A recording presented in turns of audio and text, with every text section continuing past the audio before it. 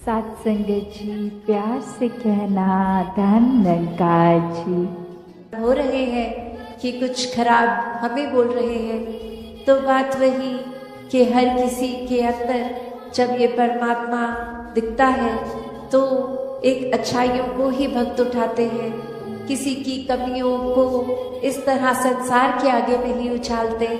एक दिल में अगर वाकई ही एक कंसर्न है उस इंसान के लिए, तो उस इंसान को डायरेक्टली जाके उसके पीठ पीछे एक बैक बाइटिंग नहीं, उसको सामने जाकर बोला जाता है कि ये जो आपने बात कही वो ठीक नहीं थी, इसमें अगर आप सुधार कर लें तो वाकई ही आपका सुधार हो जाएगा, अगर आप अपने थोड़ा बिहेवियरल चेंज लेके आएंगे। और फिर संत यही समझाते हैं कि बिहेवियरल चेंजेस तो टेम्पररी फिर भी हो सकते हैं, कुछ देर की लर्निंग के लिए हो सकते हैं, फिर कभी और ये बिहेवियर वापस हो सकता है अग्रेसिव एंग्री। तो फिर कैसे हर समय के लिए एक मन को शांत रखना है, शीतल रखना है, मन में सहजता रखनी है, मन में सुकून का भाव रखना है, और एक तन मन धन हर रूप से, ये सामाजिक रूप से एक संदेश जो हमारे अंदर ये मिशन की आइडियोलॉजी वही एक हर एक तक पहुंचाई जाए।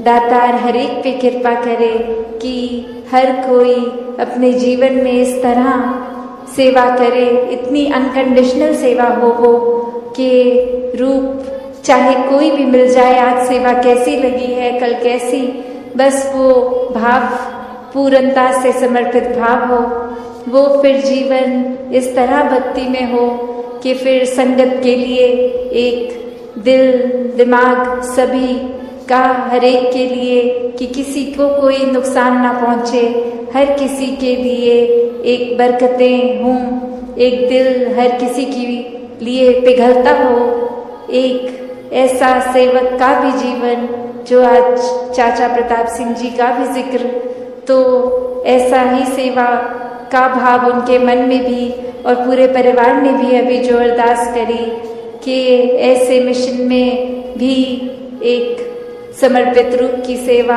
अर्पण करते हुए आज भी परिवारों में भक्ति का माहौल एक जो बरकरार है, आगे भी ऐसे बढ़ते चले जाएं, तो दातार हर किसी पे कृपा करे।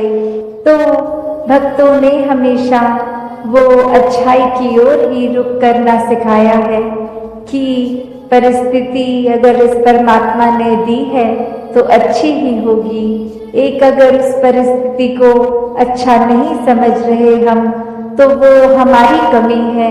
इस परमात्मा ने तो पूर्ण किया है इस परिस्थिति को भी। जब इस परमात्मा ने हमको जो कुछ दिया वो परमात्मा का जो दान है, तो ये परमात्मा जहाँ पूरा है तो परमात्मा की दी हुई हर परिस्थिति भी पूर्ण है।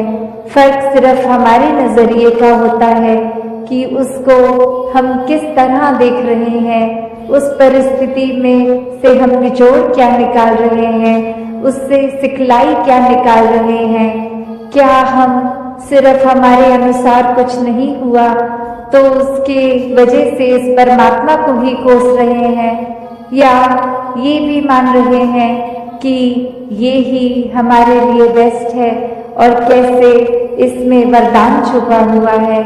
तो एक ये नजरिया भक्तों ने हमेशा से जो जिया कि आध्यात्मिक पहलू अपना हर किसी ने जहाँ एक बहुत ही उस नजरिए का बनाना है कि जीवन में ये शरीर मिला है, ये मटेरियलिस्टिक वस्तुएं मिली हैं, घर बार रिश्तेदारी बहुत कुछ मिला है, तो क्या इसी में पूरा समय रहकर इस परमात्मा के लिए समय नहीं निकालना, या फिर एक चुनाव अपना है कि इस परमात्मा के प्यार के रंग में ऐसे रंगे जाएं कि कोई दुनियावी रंग फिर छू नहीं सकता। ये पक्के का रंग, ये एक हर समय रहने वाला रंग, और इस रंग को जिसने भी अपने ऊपर लगाया वो हमेशा के लिए आनंदित हो गए।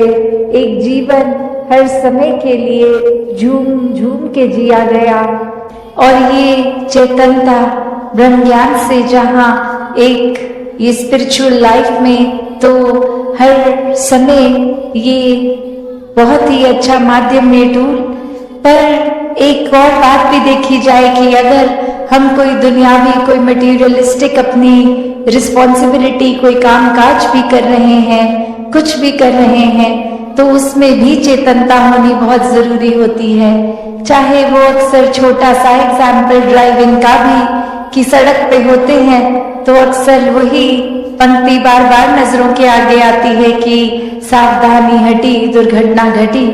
तो ये हर समय चेतनता की बात है कि कहाँ पे हैं हम इस समय, वो एक एक पल का हमें होश वो खबर उस पल में ही रहें, वरना तो सोच एक सेकंड लगता है इधर उधर भागने में, ध्यान भटकने में।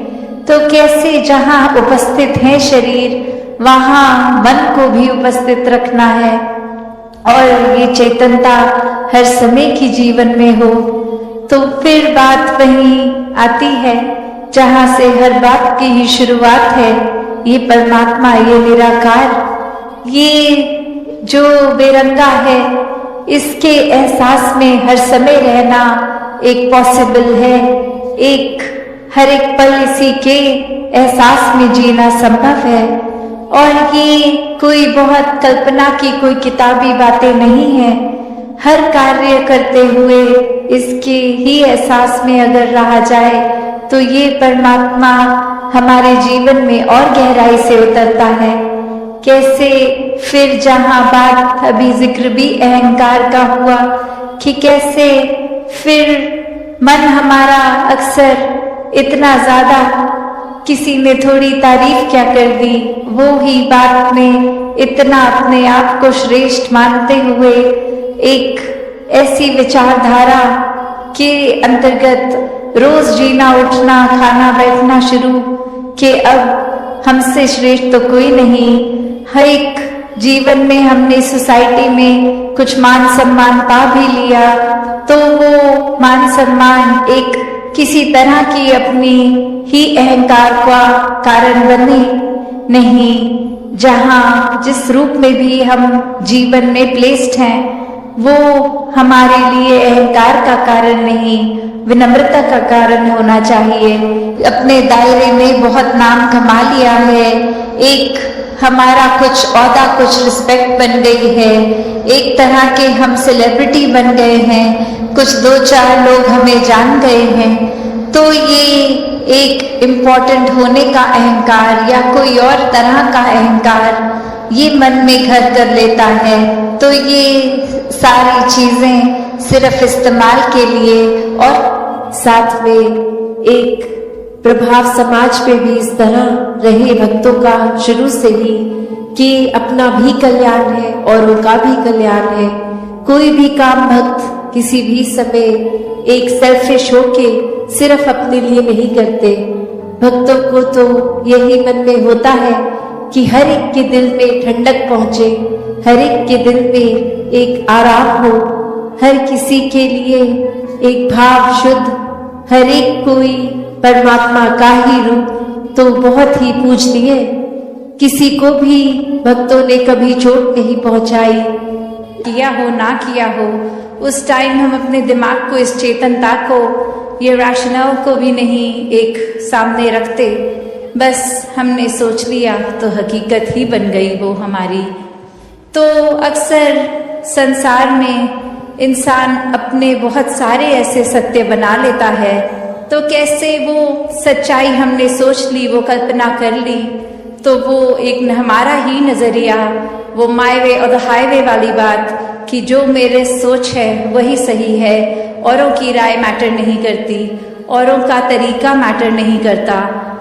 तो ऐसी सोच अगर है तो हमारी ग्रोथ कहाँ है उसमें। एक जीवन को फिर हमने इतना ही अपने आप अपनी ईगो से भर लिया, अपनी सोच से, अपने माइंडसेट को ही एक सही मानकर, तो कैसे इस जीवन में जब जिएंगे तो वो माया रूप यहाँ पे हावी होगा। क्योंकि when we are so full of ourselves तो हम लर्निंग कहाँ से करेंगे, जबकि इस निराकार, इस दातार ने तो हर जगह इस कण कण से शिक्षा लेने का एक रूप दिया है। इस परमात्मा से जुड़कर जीवन में खुद भी एक अपने रोशनी ही करा जा सकता है, फिर वो मन का ठहराव अपने आप आ जाता है। तो भाव वही कि संत जो होते हैं उनको फिर एक दुनियावी माहौल कैसा भी हो, एक आरामदायक हो ना हो, फिर भी एक संत तो उस दुनियावी माहौल में रहते हुए भी उस दुनियावी माहौल से ऊपर ही रहते हैं, एक आनंद की अवस्था में हर स्थिति में खुद को एडजस्ट करते हुए कि एक जहाँ स्थिति जो है उसको अगर वो सही भी करनी है तो उसमें प्रयत्न करना है, एक अपने दुनियावी रूप में अचीवमेंट सपने बनाकर उस तरफ चलना है। पर अगर परमात्मा को मंजूर नहीं और वो एक कार्य उस तरह से ना हो जैसा सोचा रखा है तो भी एक परमात्मा को कोसते नहीं है भक्त, एक परमात्मा को शुक्राने भाव से यही मन के भाव रखते हैं कि इसी में ही भलाई होगी, इसलिए ये कार्य हम जैसे चाहते थे वैसे नहीं हो पाया। तो कैसे अपने जीवन को भक्तों ने हर समय इस परमात्मा के ही आसपास केंद्रित रखा कि एक दुनिया में हर दिन कैसा भी समय आ सकता है, पर ये परमात्मा ही है जिसके आश्रय एक अच्छा और बुरा समय दोनों ही आराम से कट जाते हैं, जहाँ फिर ये मन में सोच नहीं आती कि एक जीते जी बेचैन है और जीने के बाद जब ये मौत हो जाएगी तो इस आत्मा का क्या होगा, क्योंकि जिन्होंने जीते जी इस परमात्मा को जान लिया, देख लिया, इसके साथ जीवन का हर पल अपना जिया, तो उनको पता है वो चैन से जी रहे हैं और जो चैन से ही जीता है वही चैन से मरता है। और कैसे ये आत्मा को जीते जी जहाँ चैन मिल गया, अपनी असली घर का पता चल गया, एक क्या है ये आत्मा वाक्य में, सिर्फ शरीर नहीं है, एक आत्मा तो इस परमात्मा का अंश है। तो बात वही कि कैसे हर एक में जहाँ हर किसी में इस परमात्मा को देखना है, हर एक के अंदर वो कैपेसिटी है, वो पोटेंशियल है कि कैसे इस परमात्मा के सारे गुण हम चाहे एक मनुष्य के शरीर में है पर परमात्मा जैसे देवीय गुणों से हम युक्त हो सकते हैं, ह्यूमन वैल्यूज से युक्त हो सकते हैं।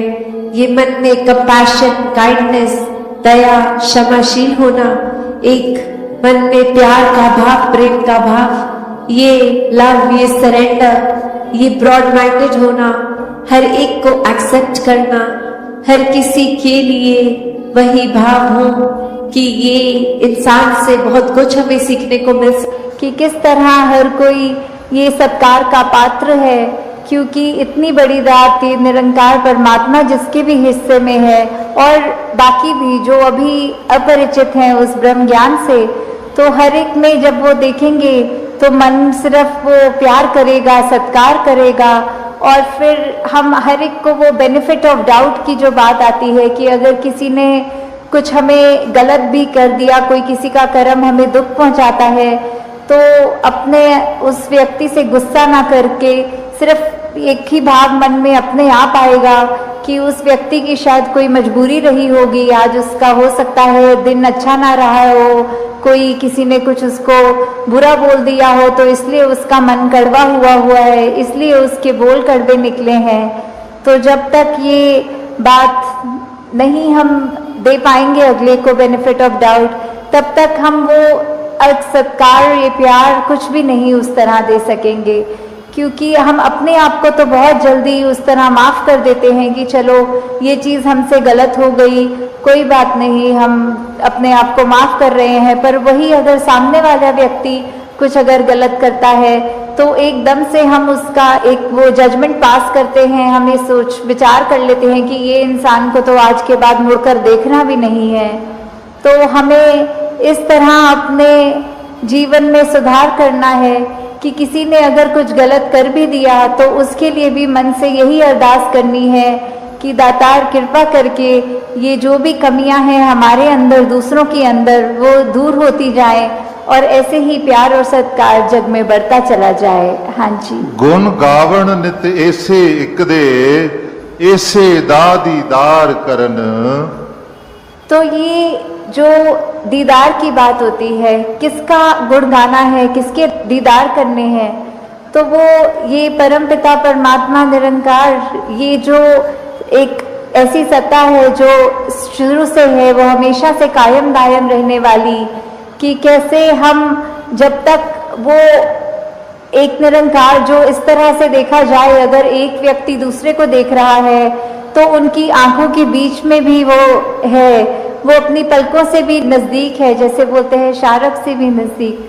तो इतना करीब होने के बाद जब वो अपनी आंखों से नहीं खुद देखा जाता, वो संतों का संग करने के बाद ही ये दात प्राप्त होती है, जो अपने लिए तो सुखदायी होती भी है और हमारे जीवन में वो ऐसा एक हमारा पल पल बना देती है कि हर पल में सिर्फ ये निरंकार प्रभु परमात्मा का शुक्रिया निकलता है हर समय, और वो भाव कि इसी के ही हमेशा गुणगान करने हैं। फिर बाकी चीज़ें लगता है कि है सबकी इम्पोर्टेंस अपनी है, पर निरंकार से ज़्यादा इम्पोर्टेंट कुछ नहीं, इस परमात्मा से ज़्यादा ज़रूरी कुछ नहीं। हाँ जी। इसे एक दे नाल जोड़ के बेड़ा जग दा पार करन। तो ये बेड़ा जग का, इससे क्या मतलब हो रहा है? इससे सिर्फ यही बात कि हम जब जीवन काल की यात्रा अपनी जी रहे हैं तो उसमें हमें क्या एक ऐसा जो बोलते हैं कि एक परमानेंट चीज़ क्या है, कि जो सबसे मजबूत चीज़ जिसने वो स्थिर है, उसने कभी हमारे उतार चढ़ाव के साथ उतरना चढ़ना नहीं है। जैसे एक तूफान आता है तो हमें बोला जाता है कि कोई ऐसी चीज़ को पकड़ लो, जैसे पेड़ या कुछ जो अपना ज़मीन के अंदर इतनी मजबूती से जिसकी नींव गड़ी हो, ताकि वो हवा फिर हमें उड़ा नहीं सकती। हमने एक ऐसी स्थिर चीज़ को पकड़ लिया है जिसके कारण हम भी, वो हवाएं हमको उड़ा के नहीं ले जा सकती।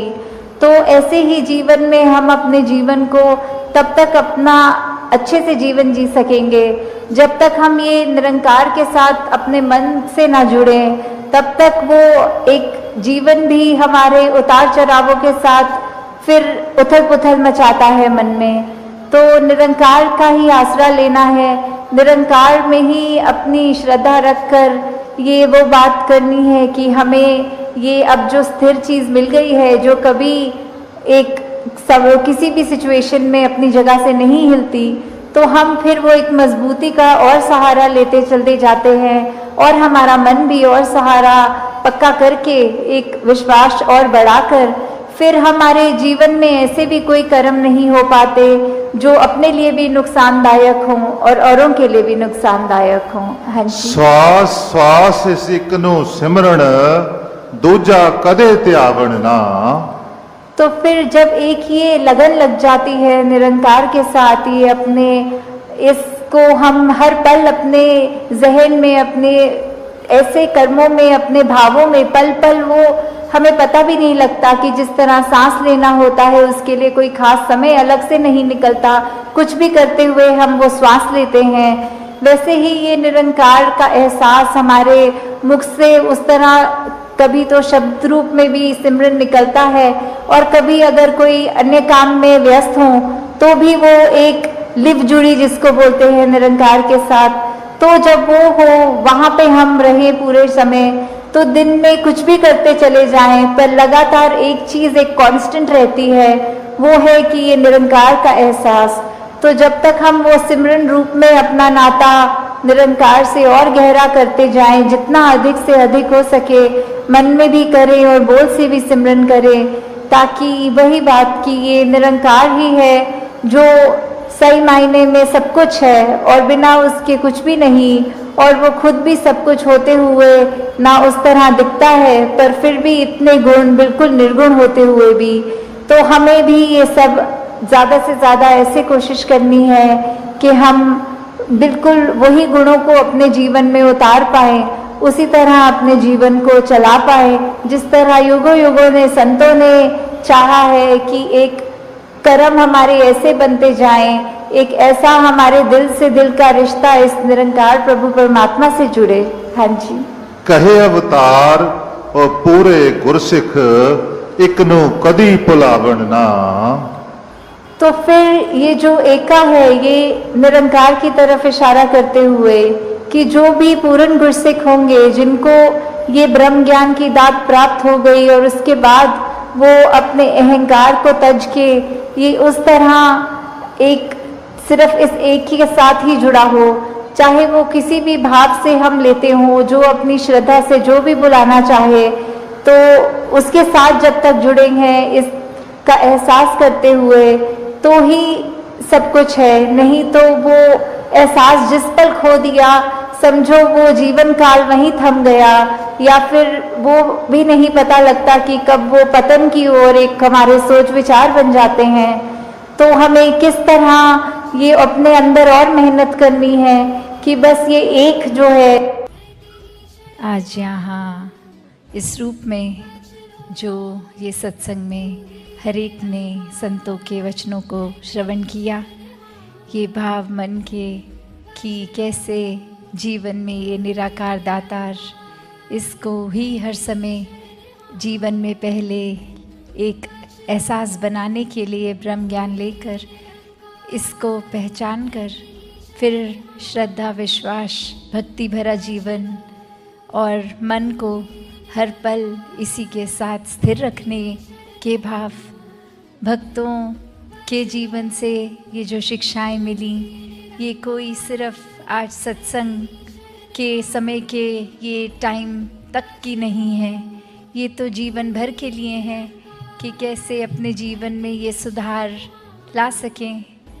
कैसे आज अनेकों संतों ने समझाया और युगों से संत समझाते हैं कि भक्ति एक प्यार की बात है, ये भक्त और भगवान के रिश्ते की है।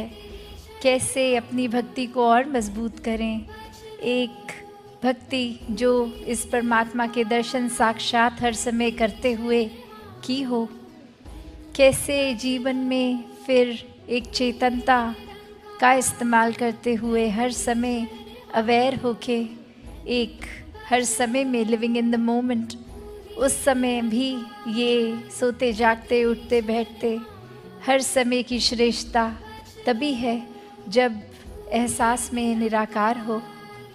ये जो मिडिल पाथ, ये मध्य मार्ग की भी बात, और कैसे अपने जीवन को बैलेंस रखना है, जहाँ ये ब्रह्म ज्ञान रूप तो आ गया और अपने जीवन में कर्मों को भी एक वो बैलेंसिंग फैक्टर साथ कि जब तक ये ज्ञान वाकई ही जीवन में नहीं ढलता तब तक वो भी ज्ञान, ब्रह्म ज्ञान किसी भी काम का नहीं और जीवन के हर पल में है।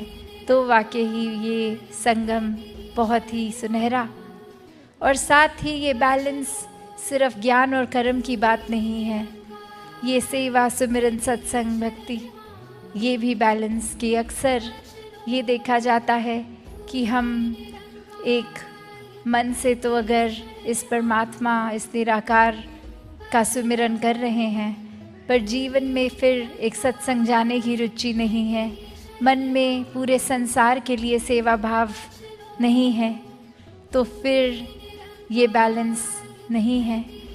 ये भी अपने आप में ये जैसे तराजू तो चलो दो चीज़ों का बैलेंस कर सकता है, पर यहाँ ये तीन जगह पे सेवा सिमरन सत्संग का बैलेंस है।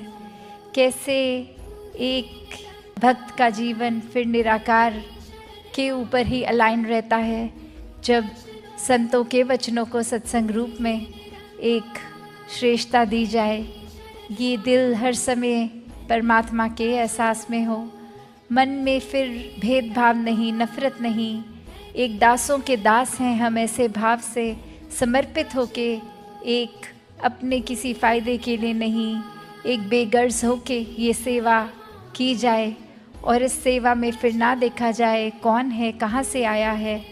ये हर एक के लिए दिल एक समान, हर एक को पूजनीय मानते हुए हर एक के जीवन में किस तरह कंफर्ट आ सकता है, तो ये मध्य मार्ग, ये बैलेंस, ये भक्ति का, और कैसे मानवीय गुणों से फिर युक्त होकर अपने जीवन में इस परमात्मा को एक रखकर स्वयं ही हर एक वो ह्यूमन वैल्यू का साक्षात रूप इंसान बन जाता है। कैसे फिर ये समझ आ जाती है कि ये हलचल दुनिया की तो होती रहेगी, एक ये भाव कि हर समय कुछ ना कुछ तो होता ही रहेगा संसार में, पर ये परमात्मा के ऊपर स्थिर होने से ही मन स्थिर हो पाएगा। वरना तो जैसे जैसे आँखों के आगे जो सिचुएशन है, उस समय जो चल रहा है, मन उसके रंग में रंग जाता है। अभी घर में कुछ खुशी का कारण बना तो दिल बहुत प्रसन्न है, अभी कामकाज में कुछ दिक्कत हुई, मन उदास है। ये फिर मन अपना रूप बदलता रहता है। और कैसे मन को फिर जब जब हर पल इस परमात्मा में रखते हैं तो ये एहसास कि कुछ भी होता चला जाए, ये सुकून में ही रहना है, ये अपने आप सहज जीवन बन जाता है। ये कोई फोर्स नहीं फिर करना पड़ता कि एक फीलिंग तो अनईज़ी हो रही है, उसको कैसे ईज़ी करें। एक ये सहजता, सुकून, आनंद की अवस्था स्वयं ही एक आ जाती है। एक अक्सर सत्संग में भी हम वो उदाहरण एक स्टोरी रूप में सुनते हैं, जहाँ एक इंसान, एक स्कूल में टीचर बच्चों को अलग अलग पेंटिंग्स बनाने को बोलते हैं जिसमें पीस, कामनेस डिपिक्ट हो, सुकून डिपिक्ट हो। और मेजॉरिटी बच्चे नेचर को इतना सुंदर बना देते हैं कि वो देखकर एक समझ आ जाता है कि थीम ये पीस है, कामनेस है, सुकून है।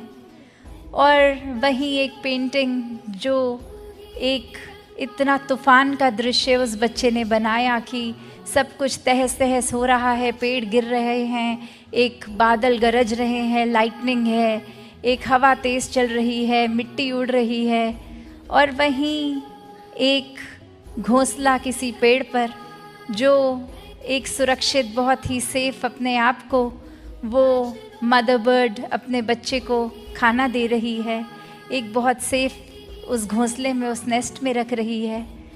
तो यही फिर उस जब पेंटिंग पे नज़र गई और ये सोचा कि बाकी सब जगह तो पेड़, पहाड़, झरने एक बहुत ही अच्छा ऐसा है, और ये इतनी डिस्टर्बिंग विजुअल, इसको कैसे उस थीम में बच्चे ने सोचा। और वो बच्चा फिर यही बताता है कि जिस तरह इस परमात्मा ने हमारे जीवन में भी उथल पुथल, हर समय के अनुसार हर पल में कुछ अलग रंग, तो ऐसे ही जीवन में ज़रूर ये तूफ़ान भी आएंगे। हर समय तो हमें अपने हिसाब से, अपने मुताबिक हर सिचुएशन एक उस तरह तो नहीं मिलेगी, पर हाँ ये सुकून उस समय भी, जिस तरह ये माँ को उस समय और कुछ नहीं पड़ी थी कि आंधी आ रही है कि नहीं, बस था कि ये मेरा घर, मेरा बच्चा, ये सुरक्षित कैसे मैं रखूं, ये हवा से कोई लेना देना नहीं। एक पहले ही घोंसला उस तरह बना लिया कि वो विंड फैक्टर अफेक्ट ही ना करे, और बस वो उतनी एक हबड़ा दबड़ी के माहौल में भी, एक डिस्कम्फर्ट के माहौल में भी एक कंफर्ट ही दर्शा रहा है। तो बात वही कि जिन्होंने इस परमात्मा पे उस तरह विश्वास रखा, पहले देखकर, पहले जीवन में एहसास करके, हर पल जब दर्शन करते हुए, फिर ये पता होता है कि ये सिचुएशंस तो एक हमारे मुताबिक अच्छी हों या बुरी हों, पर ये बहुत ही एक उचित, ये बेस्ट है, क्योंकि ये खुद ही परमात्मा जीवन इस तरह चला रहा है। कैसे एक अक्सर ख्याल भी आते जाते रहते हैं, तो यही संत समझाते हैं कि अगर कोई बहुत नेगेटिव ख्याल आया भी तो उसी समय इस परमात्मा का एहसास कर ले, तो वो उस तरह जैसे एक पानी में, अगर कीचड़ में अगर हम जाएं तो अगर उस पे कूदेंगे तो मिट्टी हमारे ऊपर आ जाएगी, पर थोड़ी देर अगर हम वो स्टैग्नेटेड उसको रखें, उसको हलचल ना करें उस पानी में, तो खुद ही वो सेडिमेंट्स उसके मिट्टी के नीचे सेटल हो जाएंगे और वो साफ़ पानी ही ऊपर होगा, और वो किसी किसी कंडीशन में तो इतना साफ़ हो जाता है कि वो पानी फिर पीने लायक तक बन जाता है। और अगर हम उसको सेटल ही ना होने दें, उसमें लगातार अपने हाथ पांव मारते रहेंगे, तो फिर तो वो पानी पीने से रहे, क्योंकि इतनी मिट्टी ही आएगी मुंह में। तो बात वही कि ये परमात्मा हर कुछ अगर दे रहा है, हमने उसमें से पिक क्या करना है, कहाँ पे पेशेंस रखकर सिचुएशन में खुद टल जाना है, ये जानते हैं। फिर भी उस समय इतने खुद ही परेशान, इतने अनईज़ी हो जाते हैं, और कुछ हद तक इस परमात्मा से भी वो उदासी, ये एक मन में आर्ग्यूमेंट भी हो जाती है। कैसे हर कोई चीज़ हमें अपने मुताबिक ही हर समय चाहिए। तो बात वही कि कैसे एक जो चीज़ है, चाहे वो कोई सिचुएशन हो, किसी के शब्द हों, वो भी दिल पे ऐसे घर कर जाते हैं। और कभी अगर हम खुद ही किसी वजह से परेशान फील कर रहे हैं, तो अक्सर जाने अनजाने में औरों तक फिर वो अपना चिड़चिड़ापन होने के कारण ये शब्द भी खराब बोल देंगे। व्यवहार, ये बिहेवियर भी हमारा हर एक के प्रति खराब होता जाता है।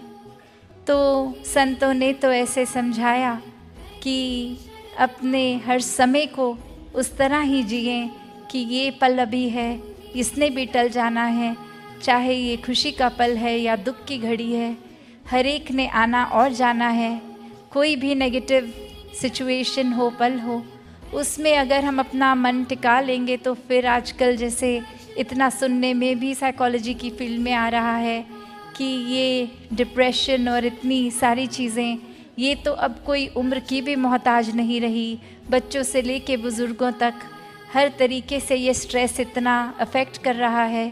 ये एक नेगेटिव लूप में हर कोई फिर डाउनवर्ड स्पाइरल जैसे बोलते हैं कि दलदल में जैसे हम होते हैं, तो वो अपने आप ही मिट्टी अंदर और हमें धंसाती रहती है, खींचती रहती है मैग्नेट की तरह। तो बात वही, एक भी अगर नेगेटिव थॉट है, वो फिर देर नहीं लगेगी उससे जुड़ा हुआ अगला अगला अगला, और ऐसे ही एक बस नेगेटिविटी से खुद को घेर लेंगे।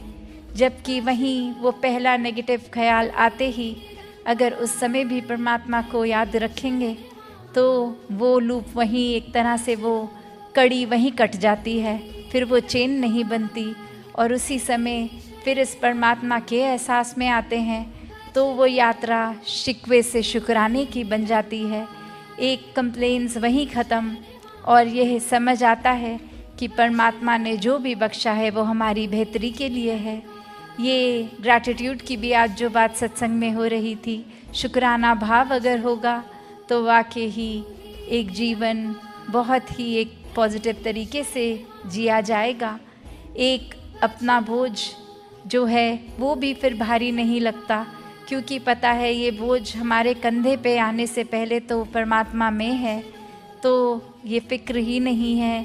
एक बस परमात्मा में मन लगा हुआ है, एक भेदभाव हर एक के प्रति ख़त्म, नफ़रतों के कारण ख़त्म, एक दूसरे के प्रति सिर्फ प्यार सत्कार, बोली भाषा में सिर्फ विनम्रता, ऐसे न जाने कितने एक दैवीय गुण जीवन में हर पल स्वयं ही आ जाते हैं, और फिर ये जीवन वाकई ही एक वरदान रूप बन जाता है। तो हर किसी के हिस्से में ये भक्ति भरा जीवन जब आ जाता है, तो वाकई ही ये मानुष शरीर, ये दिल, जैसे अक्सर कहते हैं कि मन मंदिर, तो वही बात मंदिर में भी अभी हम सत्संग कर रहे हैं।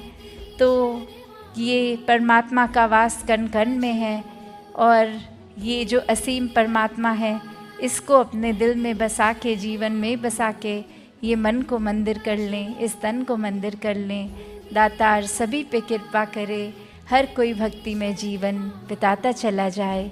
साथ संगत जी, धन निरंकार जी। जो हर हाल में दाता का शुक्र मनाते हैं, उनके घर खुशियों की बरसात होती है। आशा करता हूँ सत्संग जी निरंकार की कृपा से आप सभी अच्छे हो गए, स्वस्थ हो गए।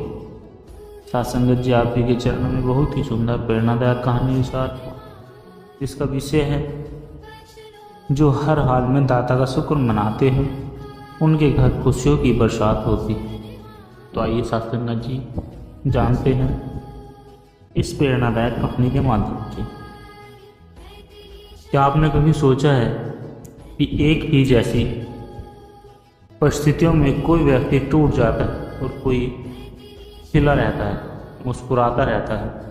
फर्क सिर्फ एक भाव का होता है, फर्क सिर्फ शुक्र भाव का होता है।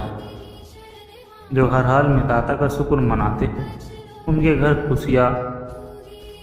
सिर्फ खुशियाँ ही नहीं आती बल्कि परमात्मा खुद उनके जीवन की बगिया में बहार बनकर आते हैं। सत्संगत जी,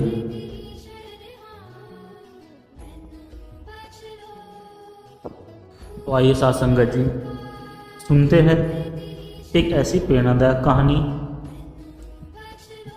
जिस कहानी का शिवानंद का समर्पण जो हमें सिखाएगी कैसे हर परिस्थिति में शुक्रिया कहने वाला व्यक्ति जीवन के असंभव रास्ते पर भी रोशनी पा लेता है। कहानी शुरू होती है सत्संगत जी एक छोटे से गांव जहां रहता है एक साधारण मगर असाधारण अवस्था वाला युवक शिवानंद। शिवानंद एक छोटे से गांव में रहने वाला युवक था। घर में गरीबी थी, काम एक खैतिर मजदूर का था। फिर भी हर सुबह उठकर सबसे पहले वो कहता, धन निरंकार दाता तेरा लाख लाख शुक्र।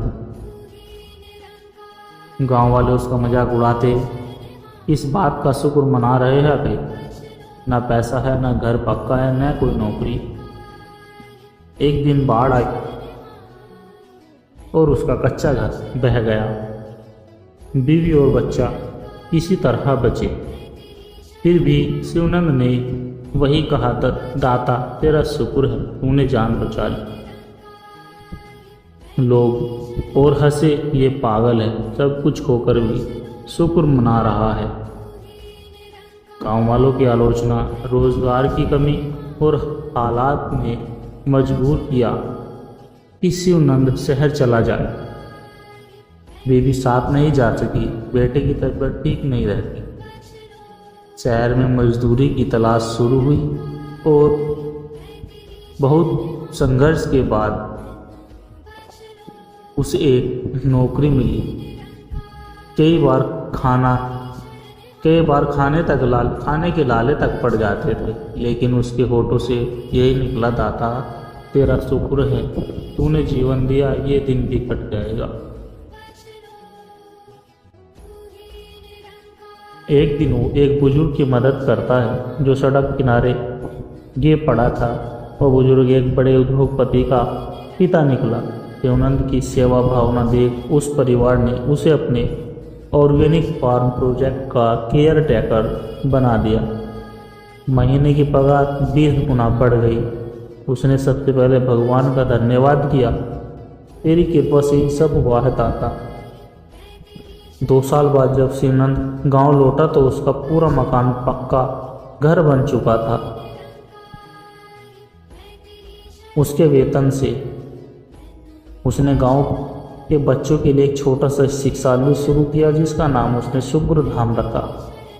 हर बच्चा दिन की शुरुआत करता, दाता तेरा शुक्र है, इसी नाम से। शिवानंद अब खुद बच्चों को बताता, हर हाल में शुक्र करो, भगवान को धन्यवाद दो, वो जो करता है भले के लिए करता है। एक दिन शिवानंद ने सत्संग में कहा, मैं गरीब नहीं था क्योंकि मेरा दिल भरा हुआ था, और आज मैं अमीर नहीं हूँ क्योंकि मैं बस दाता का सेवक हूँ। लेकिन एक बात जान लो, जिसने भी दिल से शुक्रिया किया उसका जीवन खुद भगवान ने संवारा है। गांव में धीरे धीरे बदलाव आने लगे। लोग नकारात्मक छोड़कर शुक्रिया जीवन जीने लगे। गांव में खुशहाली, प्रेम, सेवा और संतोष लौट आया। जब हम हर हाल में परमात्मा का शुक्र करते हैं तो वह हमारे जीवन को अपने हाथों से संवारता है। सुख में नहीं, असली भक्ति दुख में शुक्र मनाने में ही, और वहीं से खुशियों की असली बरसात शुरू होती है। सत्संग जी, सत्संग जी उत्तराखंड के एक शांत पहाड़ी गांव में एक गरीब दर्जी रहता था जिसका नाम रघुवीर था। न कोई बड़ा नाम, न कोई बड़ी दुकान। वह दिन भर सिलाई करता और शाम को मंदिर में जाकर बैठ जाता। उसकी पहचान एक ही बात से होती, वह हर वाक्य में कहता शुरू में और अंत, हर वाक्य के शुरू और अंत में कहता, तेरा शुक्र है दाता, दाता तेरा शुक्र है। कभी कपड़े फटे तो बोला शायद किसी गरीब को देने का वक्त आ गया है, शुक्र है दाता। कभी भूखा रह गया तो बोला कम खाने से शरीर हल्का रहेगा, शुक्र है दाता। गांव वाले उसे मजाक में शुक्रिया बाबा कहने लगे। एक दिन बेकाबू बारिश से उसकी छोटी सी दुकान ढह गई। लोगों ने संतावना दी, बहुत बुरा हुआ रघुवीर। रघुवीर बोला शायद अब मेरी कुटिया दाता को अच्छी नहीं लगी, वो नया कुछ देना चाहता है, शुक्र है मालिक। उसकी बीवी सुमित्रा ने गुस्से में कहा कब तक यही शुक्रिया करते रहोगे, 2 वक्त की रोटी तक नहीं है। रघुवीर मुस्कुराया, अगर दुख में भी शुक्र नहीं करूँगा तो क्या केवल खुशी में ही करूँगा। गांव में किसी नेता का आगमन हुआ। गांव के युवकों को रोजगार देने की बात चली। रघुवीर ने भी सिलाई का नया काम शुरू करने की याचना की, लेकिन उसका मजाक उड़ाया गया। भजन गाने वाला दर्जी क्या करेगा मशीनों के साथ। वह अकेला पड़ गया, कई दिनों तक काम नहीं मिला। फिर भी वह हर रात मंदिर में बैठकर कहता, दादा तूने मुझे इस हाल में रखा तो इसमें भी कुछ सीख होगी, तेरा शुक्र है दाता। एक दिन एक पर्यटक महिला गांव में आई, विदेशी थी, उसका बैग फट गया। गांव वालों ने रघुवीर की दुकान की तरफ इशारा किया। रघुवीर ने बैग देखा, मरम्मत की, लेकिन पैसे नहीं मिले। बोला आपका बैग ठीक हो गया, यही बहुत है, दाता ने मेरे हाथ से सेवा करवाई, शुक्र है। वो महिला भारत में एक NGO चलाती थी। उसकी सेवा से प्रभावित होकर उसने रघुवीर को देहरादून के एक स्थायी सिलाई यूनिट शुरू करवाने का ऑफर दिया। ग्रामीण महिला को ट्रेनिंग देने का काम। रघुवीर का जीवन पूरी तरह बदल गया था। उसने एक महिला स्वावलंबन केंद्र शुरू किया, शुक्र सेवा संस्थान उसका नाम रखा। यहाँ महिलाएं सिलाई सीखती, आत्मनिर्भर बनती और हर दिन की शुरुआत होती दाता तेरा शुक्र है ये कहने से। गांव वालों की सोच भी बदलने लगी। जो पहले रघुवीर का मजाक उड़ाते थे, अब उनकी बेटियां उसी से ट्रेनिंग ले रही थी। सब कुछ ठीक चल रहा था, तभी एक शॉर्ट सर्किट से पूरे संस्थान में आग लग गई। लाखों का नुकसान हुआ। लोगों को लगा रघुवीर टूट जाएगा, लेकिन रघुवीर वहीं खड़ा था। रात में बैठकर कह रहा था, दाता तूने दिया था, तूने ले लिया, जरूर कोई नई योजना होगी तेरी, तेरा लाख लाख शुक्र है मेरे मालिक। उसके इस व्यवहार ने पूरे गांव को हिला दिया। अब कोई भी उसे बड़ा नहीं लगता था। उसने धन नहीं कमाया था, श्रद्धा और शांति कमाई थी। NGO ने उसकी सच्चाई और निस्वार्थता देखकर केंद्र को और बड़ा बना दिया। अब उसका गांव आध्यात्मिक ग्राम के नाम से जाने जाना लगा। वहाँ हर व्यक्ति सुबह उठते ही कहता, दाता तेरा शुक्र है। रघुवीर अब सिलाई नहीं करता था, लेकिन हर व्यक्ति के जीवन को शांति की सुई से सी रहा था। सत्संग की कहानी से शिक्षा मिलती है, जो व्यक्ति